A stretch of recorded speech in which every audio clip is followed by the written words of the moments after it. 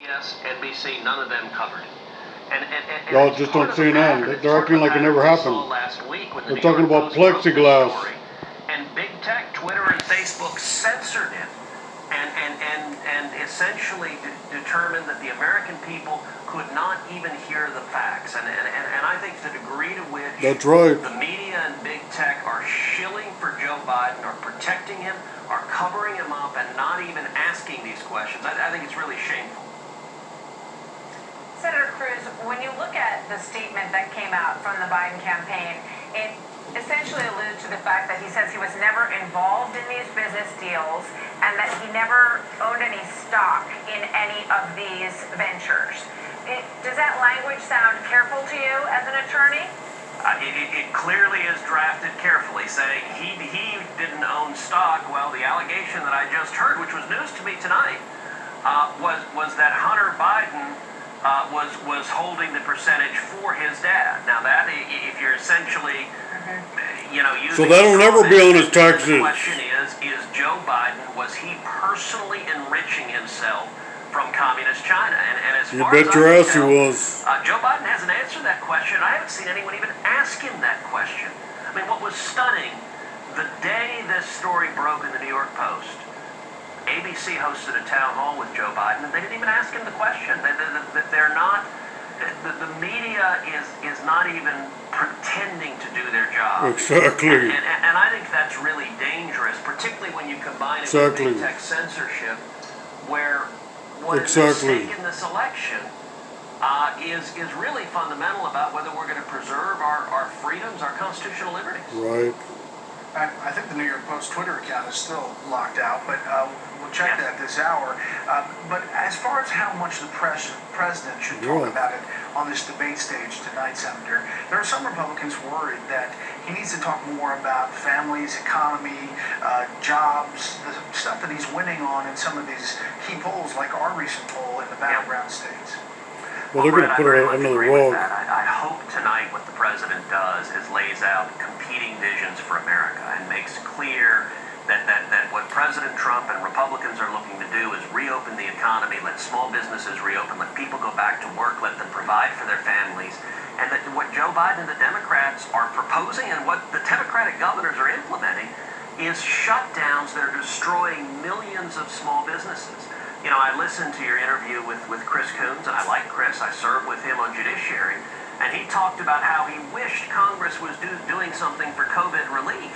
And I have to admit, I kind of felt nervous that lightning was going to strike him, because he and every other Senate Democrat yesterday filibustered a $500 billion COVID relief plan. Wow. They don't get to filibuster emergency COVID relief to help small businesses reopen, to help parents get their kids back in school, and then go on TV and complain that nothing's passing. There's something else.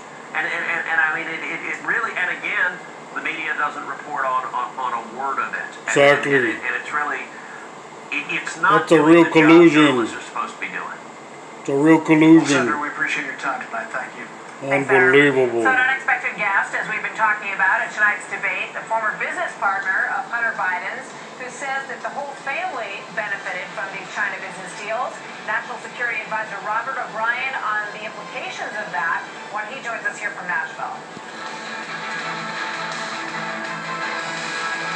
At Belmont University, getting ready for the big debate this evening between President Trump and the former Vice President Joe Biden.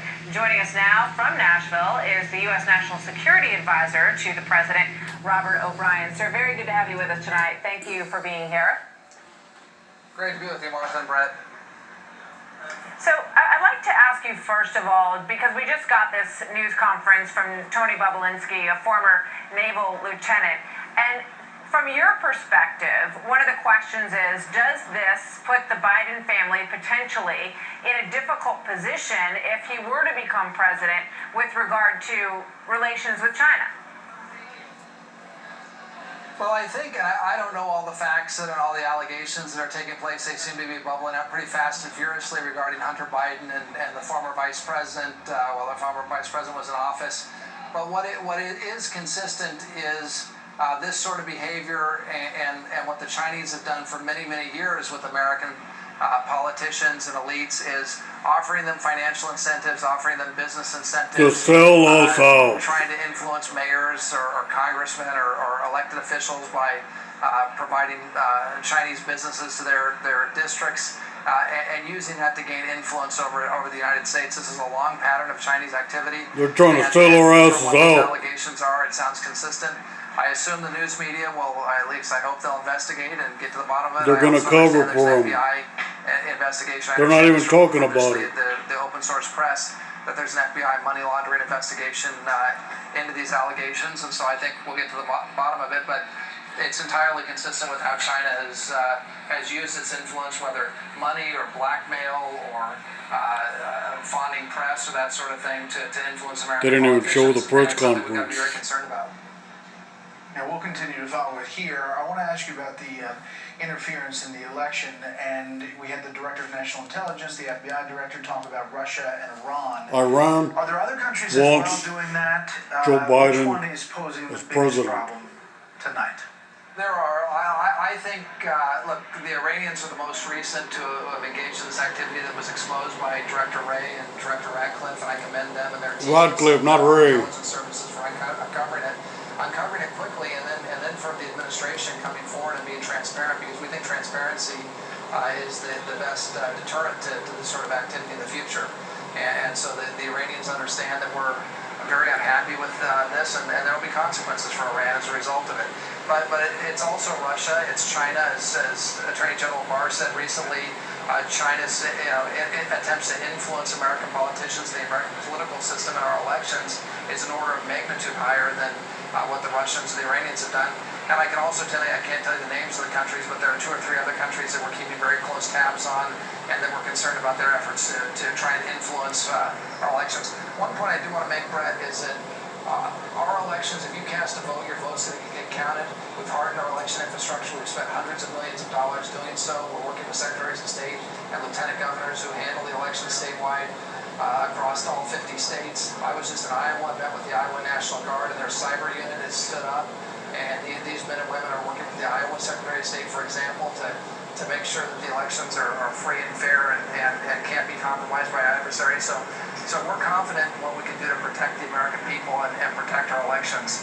But it's concerning when we see foreign actors trying to get involved, either influence Americans or to interfere with the actual election day activities of our citizens. So before we let you go, national security is one of the bucket of questions this evening. Iran wants that Obama money, Obama stimulus money. To address with regard to They know they'll get it with Biden. National security at this point. Well, I think the president should just be asked to address the accomplishments. He's done more in the past 3.5 years than most presidents have done in 2 terms. I mean, we've brought peace to the Middle East. We've defeated the ISIS caliphate. We brought justice in Baghdadi. We just brought the Beatles home, and we're going to prosecute them for the death of Caleb Mueller and the other American Sabah fully casing. We brought peace to the Middle East through the Abraham Accords, bringing Bahrain and UAE into He's got a great record. Really an alliance with Israel. We're going to have more comment. We're going to have more news on the Abraham Accords in the not too distant future. The only thing that's making this close is the COVID.